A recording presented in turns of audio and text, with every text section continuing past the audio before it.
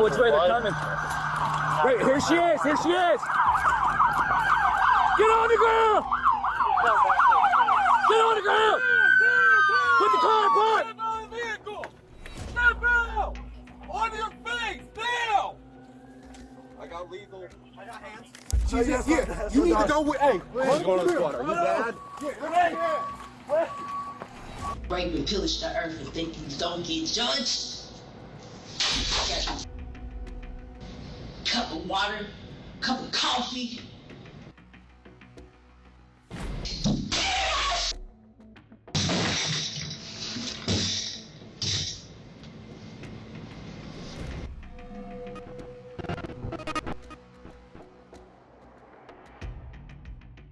Very early in the morning, around 1:50 a.m. on Saturday, December 9th, 2023, the Butler County Sheriff's Office received a terrifying 911 call from a woman in Liberty Township, some 25 miles north of Cincinnati.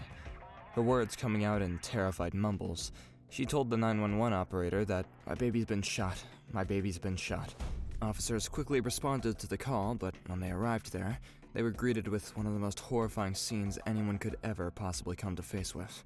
The victim of the shooting was a 6-month-old child with a gunshot wound to the head. A half-year-old child with a gunshot wound isn't a pretty sight, but what was even more horrifying was the identity of the person who had pulled the trigger at 6-month-old Myra. The culprit was none other than 43-year-old grandmother Mia Desiree Harris. The scene of the shooting was a pandemonium, as the blues and reds of police headlights, coupled with loud sirens, pervaded the eerie night. The child's father was screaming, visibly distraught. Jesus, yeah. You need to go with. Hey, What's going on, squad? Are you bad? Dad. What? Hold on. No, you're good. I'm gonna call him. Hey, this is Dad. Is he good, Rod? No, not bad. The culprit was nowhere to be found, as immediately after her attack, Harris fled the household. However, since a family friend had already shown police her picture, she was quickly identified, driving into oncoming traffic on the Interstate 75. Step out! On your face! Now! I got lethal. I got hands. Meanwhile, back at the house, little Myra was in critical condition and had to be immediately transported to UC Westchester Hospital in Avondale for treatment. But the story had only just begun, and there were even more chilling details to it.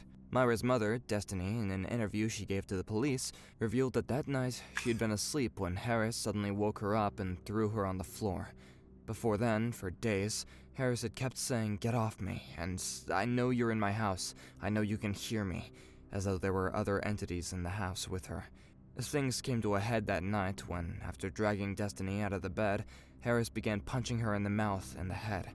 Apparently, there had been multiple family members present at the house that night, but an argument had erupted, and before anyone else could even blink, Harris had gone into a blind rage, grabbed a 9mm Ruger, and started firing at her family members. Her first target was her daughter, but the bullet missed. After that, a terrified Destiny fled from Harris, little Myra in hand. Destiny then bolted herself in the bedroom belonging to Harris's mother. But Harris would not be deterred. She instead began firing at the door, and soon the door's lock came apart. Harris now had her gun leveled at Destiny and would not be stopped, not even after her mother tried to wrestle out the gun from her hands. During the struggle, the weapon discharged. Hot flash from it caused injuries to the older woman, and there were visible burns on her forehead when the police had arrived. While that bullet missed, an intentional shot to the eye meant that 6-month-old Myra was critically wounded, requiring emergency transportation to the University of Cincinnati Westchester Hospital before being airlifted to another facility for specialized care. Yet, as shocking as the damage from the violence had been, newer details seemed to indicate that something of the sort had always been bound to happen, and that the family might have had it coming. When detectives were able to retrieve further witness reports from Destiny, the victim's mother, they proved one thing. The family had been stuck in a complicated dynamic. She was in a long-term relationship with Harris's son, and although they were unmarried, Destiny and her baby's father had been living together in Harris's house in the Liberty Township, Ohio home where the shooting took place on that fateful morning.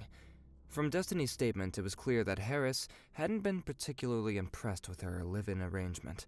She'd been exhibiting increasingly hostile behavior.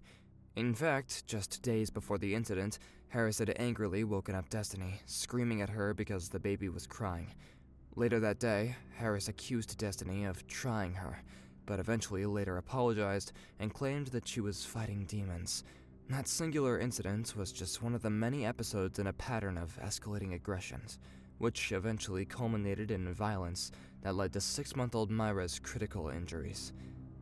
Yes, Harris had been arrested, and the baby was now being treated, but the question was still to be asked: what would have driven a grandmother to such violent extremes? The answer to that would be found during investigations, shocking even the most hardened interrogators. When she was arrested, police apprehended Harrison in a particularly undressed state during the arrest operation. At the police station, when she had been brought to the air-conditioned interrogation room, officers released her from her handcuffs before providing Harris with a sweater and shoes. Man, what size shoes do you wear? Can I get these in front of me? I'll get them in here in just a sec. What size shoe do you wear? 9. 9?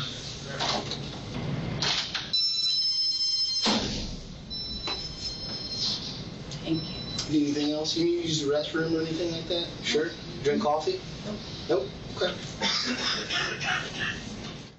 But of course, Harris refused all these offers, and was kept in the room pending the time that she would be interviewed by the detectives. But while waiting there, instead of remaining calm and maybe even contrite, Harris's behavior began to move from bad to worse. We gonna do this? Cause we both got stories. What we doing? You tell me. Apparently, Harris had known there would be a CCTV camera watching her in her room, and the full period of time that she was alone, she continued to hurl expletives at it. But first, she began by angrily requesting that her money be returned in exchange for her statement. By whom? Well, that could only be answered by her. But I ain't talking like that. Unless you giving me my money. Cause I mean that.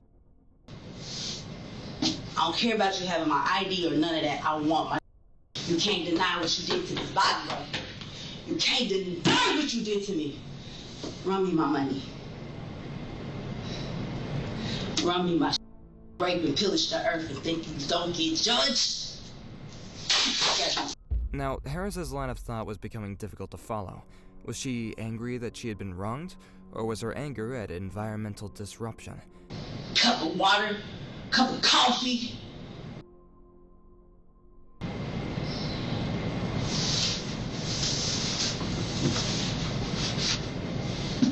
Now I'm going back to sleep. But just about a minute later, Harris was awake from her short nap, with even more things to say. I'm angry. You want me to talk? I'm angry. Shouldn't have did me like that. I wouldn't have done you like that. Judge not, lest ye be judged. How about that? Let's go. Run me my money. This is not greed. This is right. Make it right. You done raped and pillaged the earth of all its resources and its values, and now you think you're gonna take it? It's for everybody. Nobody should be struggling, having to pay mass amount of money for nothing.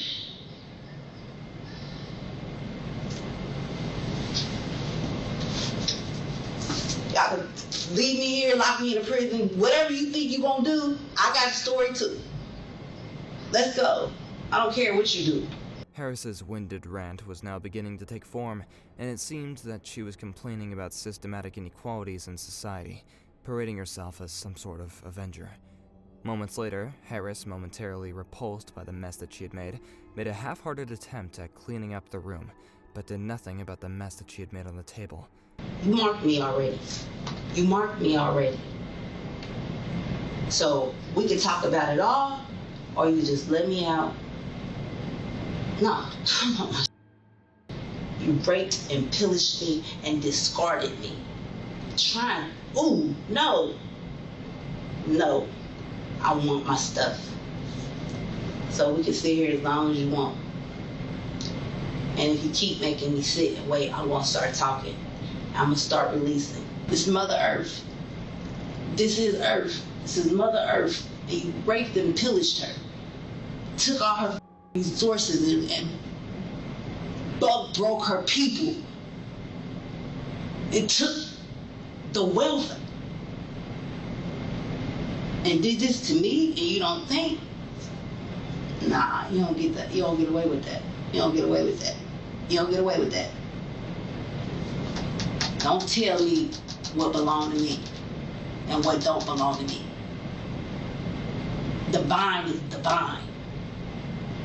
You can't change that. I know who I am. I am.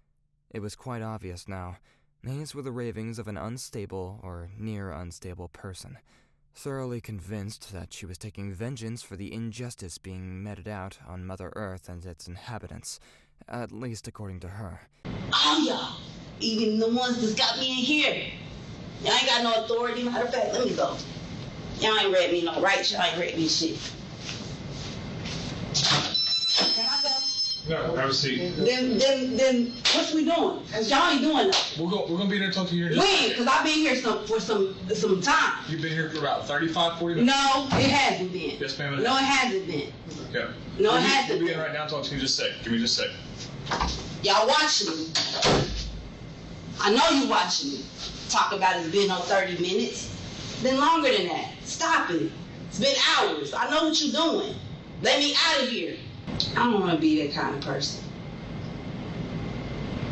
I don't. But y'all bring it out of a person. Y'all are so evil. Y'all are so evil. You were evil first. From what you did to me. Now Harris was deflecting responsibility and blaming external forces for her actions. Bracking and killing up the buffaloes, and now we ain't got nothing. Now all of a sudden you gonna jump with the casinos and shit?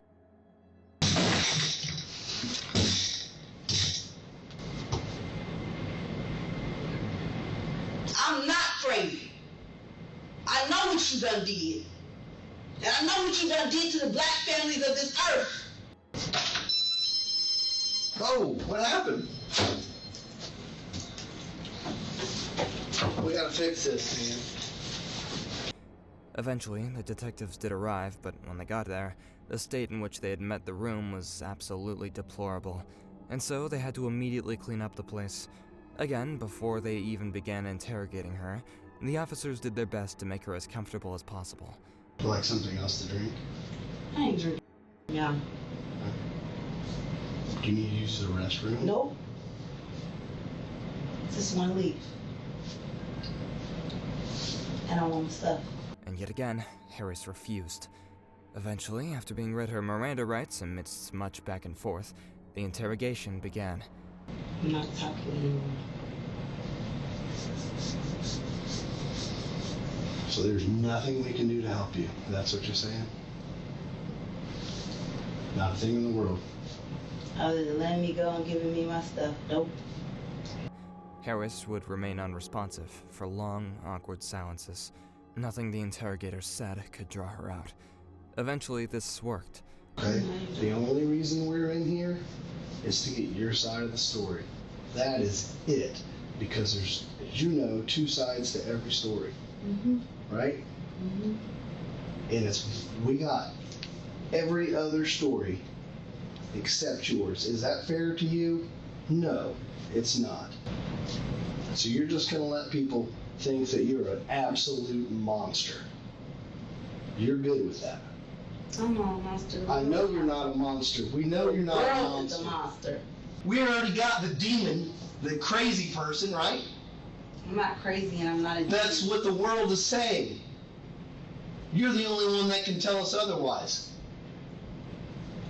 Who else is going to? No one we've talked to is, I promise you, not lying to you. I won't lie to you one time while we're sitting here. They sold me. They sold me. They raped. They pillaged. They experimented. I'm hurt. I know you are. Look at you. I'm struggling.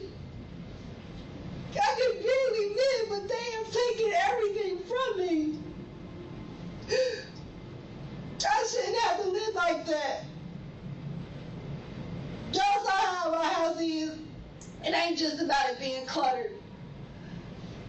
Now they had really gotten to her, and Harris broke down in tears as she began talking, her words revealing a deeply rooted dissatisfaction with the way that things are being run in society, and how she felt that she was being forced to live. You get tired of picking up and cleaning up after in a house. And then you turn around and you call and you ask for somebody to fix something and they don't come fix it.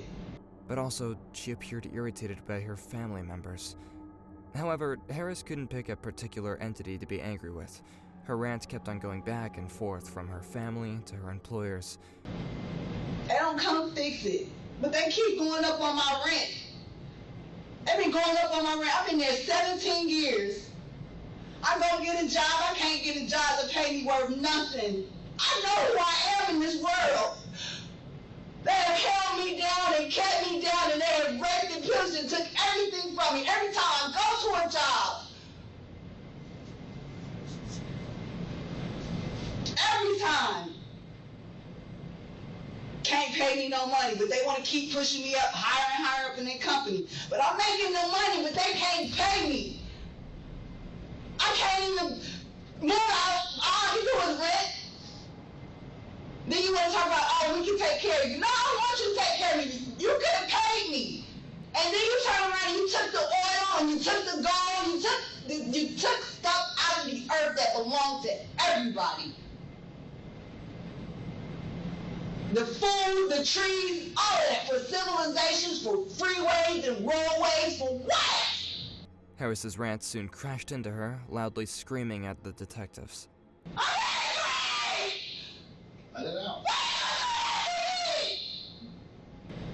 And I want it. I want it. I want the back pays. The right pay that I should have got paid. But Harris kept coming back to money. Money that she felt that she was being owed. Again, her back and forth saw her complaining against her family. I shouldn't have had to live like this. You were supposed to take care of me. Because I was taking care of you. Without me, you don't exist. You can't exist. You feel powerful? Huh? Do you feel powerful? I don't want to feel powerful. I wanted to live amongst you and love you. I'm saying about tonight. Did that make you feel powerful? No, I didn't want to do that. It's not what God wants to do. But you spare the rod, you spoil the child. And there's consequences sometimes. And that was the judgment. Sorry, but not sorry. For the next nearly 20 minutes, Harris's winded tirade about structural inequalities went on, but when the interrogator finally got her to speak about the night's events, she had this to say. What point tonight did you realize that you were going to produce this judgment? Is it tonight, or has this been boiling up for 43 years? I had no idea. I had no idea what I was leading up to. It's a journey. Life is a journey. One step at a time? Yes. This whole case, coupled with Harris's ramblings, it was already quite confusing, but the interrogator needed to ask why she had attacked her granddaughter. But Harris did not think that Myra was her granddaughter, and instead called her a demon that was preventing her from sleeping. That wasn't my granddaughter. Who was she? I don't know, but that wasn't my granddaughter. How do you know? Because that demon was in my house. And that's why I could not sleep. And that's why I was fighting, and I've been fighting for my life. For the past few nights, I have not been able to sleep. But she's sleeping in my house like a log. Like she's a demon. Her baby in there crying. And she's in there like a log. So is the demon gone? No, I didn't get the demon. My mom protected the demon. Now the facts were coming in. Harris had meant to kill her granddaughter and blamed her sister for preventing her from doing so. For the full period of time that she had been alone, Harris had been waiting for approximately 35 to 40 minutes, but when the detectives eventually came to see her, she kept on insisting that she had been waiting for hours. Can we ask who all lives at your house regularly?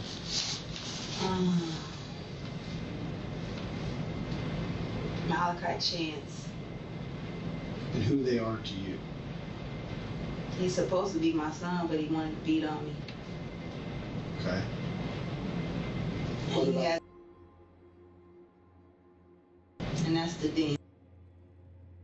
And her And baby. they have a baby together. Yeah, and I was getting ready to take him out. Because they trying to kill me. Who's the older woman? The older woman was my mom. That's your mom. Yep, and she in cahoots. Is against you. Yep. Your mom is in cahoots, so she's Yep. against They you. trying to kill me. They're trying to kill me. How so? To take my money. Just by. They do that for her. Then why judgment on the baby? It wasn't just going to be the baby. It was going to be Oh, the I know. baby. Harris then told the investigators that Myra hadn't been her only target that night. She had meant to her destiny too, and here was why. Because they don't And your belong- mom, right? They don't belong in my family. They're what? They don't belong in my family. Okay. They're corrupting my family. How so? I was 11 when my Uncle Patrick died. I think I was 13 when my grandmother died.